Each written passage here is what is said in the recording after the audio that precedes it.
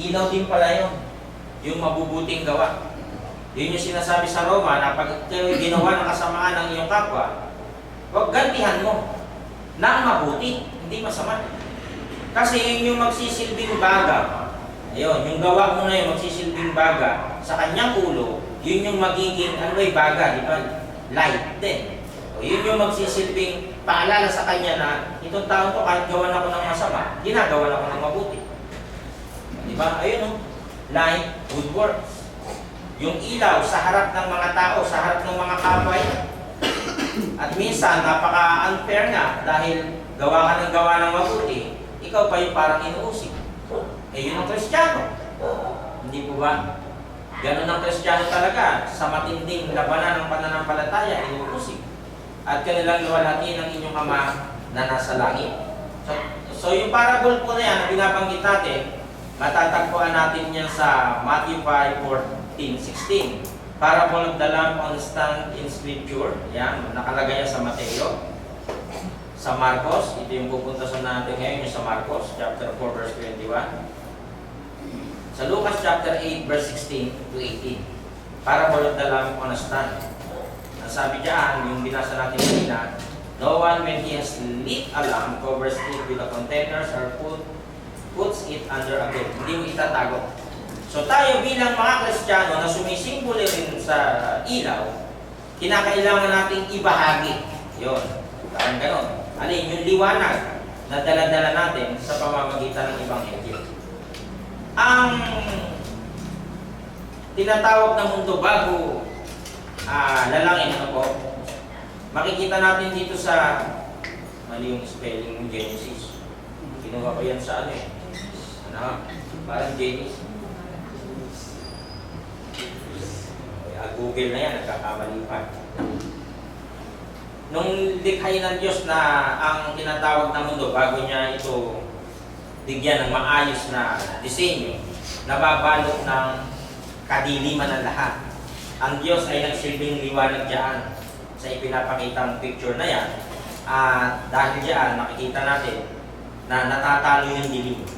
Nagbibigay ng magandang resulta upang isaayos ng Diyos yung mundong paglalagyan sa tao. Sa pangangaral ng Panginoong Yesus ay marami siyang talinghaga na itinuro sa lahat ng kanyang mga tagapakinig. At tandaan po natin, pag bumanat ang Panginoong Yesus ng talinghaga, siguradong maraming audience na mga Pariseo at Saduceo. Kasi itong mga ito nga ay mga ipokrito na may daladalang kasulatan sa paniniwala sa aklat ni Moses, pero hindi nila tinutupad yung mga bagay na nakasulat doon. Kundi sila ay naging mga mapagmataas, mapagmalaki at mapaghamak sa kanilang mga kapwa. Ang mga talinghaga ay mag-iiwan ng mga aral sa buhay espiritual na magpapalakas ng pananampalataya ng isang individual. Yan po muli yung ating pag-uusapan sa umagang ito, Parable of the Lamb. Bawat talinghaga na ito ay may nakatagong lihim. Huwag tayong aalis dun sa pinag-uusapan, ano po, kasi napakarami ng pwedeng gawing pakahulugan dyan. Pasok na tayo. For one, at siya'y muling nagpasimulang magturo sa tabi ng dagat. Nung tinatawag na niya yung 12 alagad, isa-isa, nandito si Simon Pedro. At nagpipisan sa kanya ang lubhang maraming tao. Bakit siya pinupuntahan ng mga tao? Kasi yung kanyang pananalita ay words of wisdom. Pag nakarinig ka sa panahon na yun ng parang propeta ang tinig ng taong ito, puntahan ko nga, hanggang maglakad ka na maglakad, nakasusunod sa kanya, maganda siya mangusap, nakasasakit siya sumaway. Ano pa siya lumulan sa isang daong at siya naupo sa dagat? At ang buong karamihan ay nasa lupa sa tabi ng dagat. Di ba ganyan yung napapanood natin? Nangangaral siya dyan habang tinatawag niya yung mga tao. Sa panahon ng Panginoong Yesus, kapag ikaw ay umakyat sa isang bato at ikaw ay nangaral, ibig sabihin nung tumatawag ka ng atensyon sa mga tao, meron kang sinasabing mga paalala, babala, parang ganon. Kaya siya ay pinakikinggan dahil yung kanyang pananalita ay malapropeta. Ano po? Again, Jesus began to teach by the lake. The crowd that gathered around him was so large that he got into a boat and sat in out of the lake.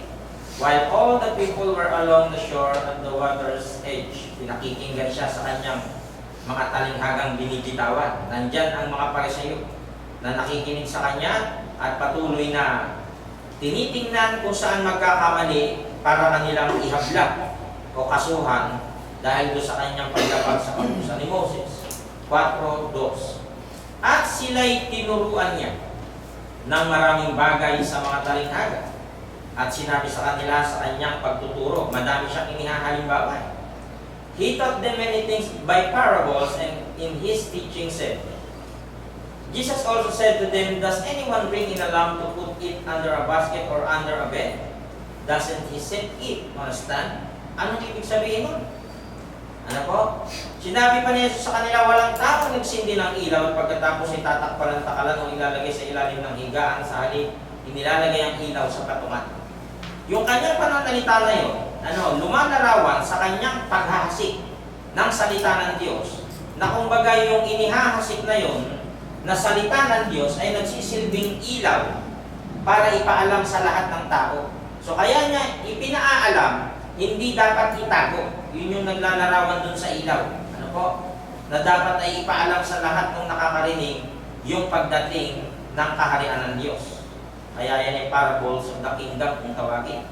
Kasi yung mga pagpapaalaga, merong mga parable of the vineyard, net, diba? Ang dami nating pinag-aralan. Lahat ng yon ay tumutukoy doon sa pagdating ng kaharian. Alin yung salita ng Diyos nga nadadating doon sa mga mundo na nasa ilalim ng kadiliman.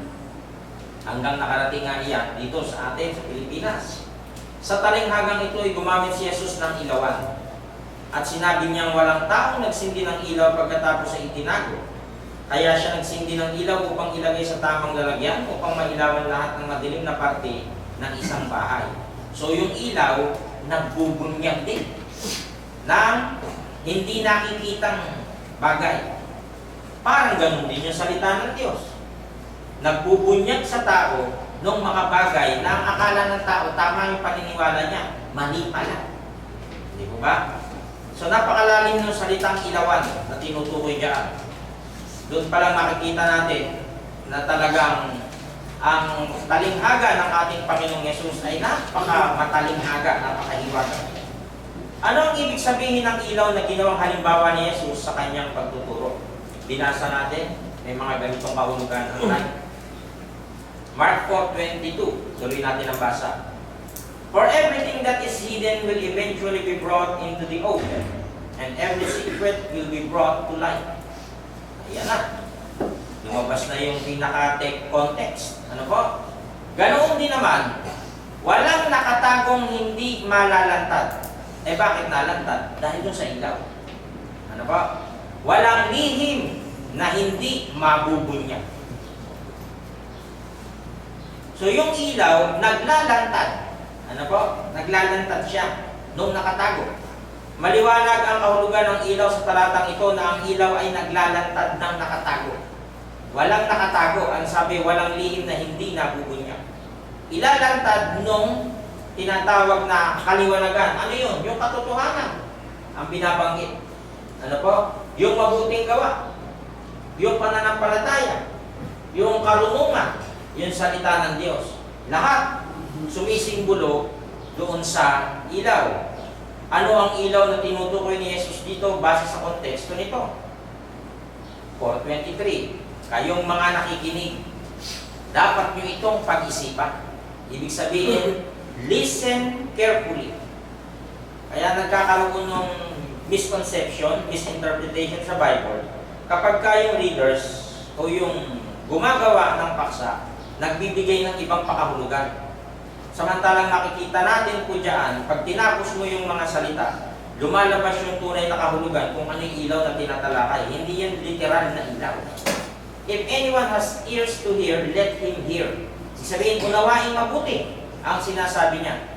Sinabi pa niya, makinig kayong mabuti sa sinasabi ko. Bibigyan kayo ng Diyos ng pang-unawa. Ayan na. Ayon sa inyong pakikinig. At dadagdagan pa niya ito.